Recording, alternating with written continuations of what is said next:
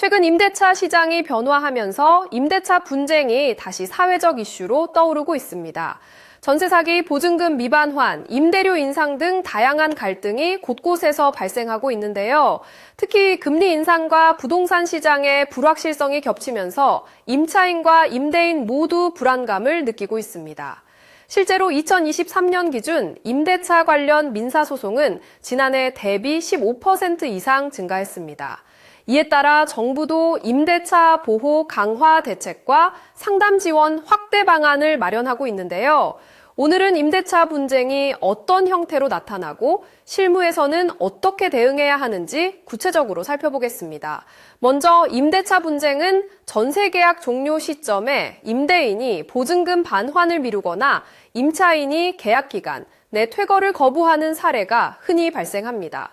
만약 임대인이 보증금 반환을 거부한다면 임차인은 소액임차인 보호제도, 전세권 설정 등기, 그리고 임차권 등기 명령 등 다양한 법적 수단을 활용할 수 있습니다. 가장 기본적으로는 임대차 계약서, 보증금 지급 입금 내역, 전입신고 증명서를 반드시 확보해야 이후 분쟁에 유리합니다. 전세 사기 피해가 의심될 경우에는 즉시 관할 경찰서와 관련 기관에 신고하며 임차권 등기 명령을 통해 주택 경매 시 우선 변제를 받을 수 있습니다. 최근 대법원에서는 임대인이 사정 변경을 이유로 임대료를 일방적으로 인상하거나 갱신을 거부한 경우 임차인의 거주권을 더 넓게 인정하는 판례가 늘고 있습니다. 임대인 역시 임차인의 차임 연체, 무단 전대한 사례 등이 있을 경우 증거 확보를 통해 계약 해지 및 명도 소송을 신속히 제기하는 것이 중요합니다. 실무적으로 소송까지 갈 경우 승소율에 영향을 미치는 것은 계약의 세부 조항과 각종 거래 내역, 소통 기록 등이 꼼꼼히 관리되어야 합니다.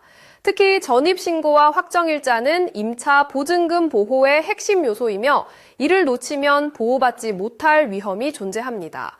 부동산 중개업소를 통한 계약 체결 시에는 중개사무소의 공제보험 여부도 확인하는 것이 향후 분쟁 시 실효적인 보상을 받을 수 있어 중요합니다. 최근에는 임대차 분쟁 조정위원회와 각 지자체의 중재 시스템을 활용해 소송 이전에 신속한 합의를 시도하는 사례도 증가하고 있습니다. 이 경우 시간과 비용 모두를 상당히 절감할 수 있습니다. 임대차 분쟁에서 자주 발생하는 실수로는 계약서 보관을 소홀히 하거나 구두 약속에 의존하는 점, 보증금 일부 반환만을 받고 이사를 나가는 것 등이 있습니다.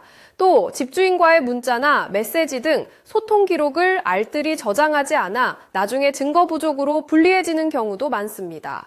이 밖에 임차인을 대상으로 한 임대인의 일방적 통지나 협박, 임대인의 임차인 동의 없는 임대물 처분 등도 법적으로 문제될 수 있으므로 상황별로 대처법을 정확히 알아두는 것이 중요합니다. 임대차보호법, 주택임대차보호법 등 현행법상 각 조건별 보호 범위 역시 각별히 체크해야 합니다. 임대차 분쟁 상황은 대체로 복잡하게 얽혀 있기 때문에 사전에 충분한 정보 파악과 준비가 필요합니다. 분쟁 발생 시에는 신속하게 각종 증빙을 모으고 전문가의 자문을 통해 자신에게 최적의 대응 전략을 세우는 것이 바람직합니다. 세부 상황에 따라 대처 방법이 달라질 수 있으므로 일반적인 법률 해석에 기대기보다는 자신만의 구체적인 상황을 점검하는 것이 좋겠습니다.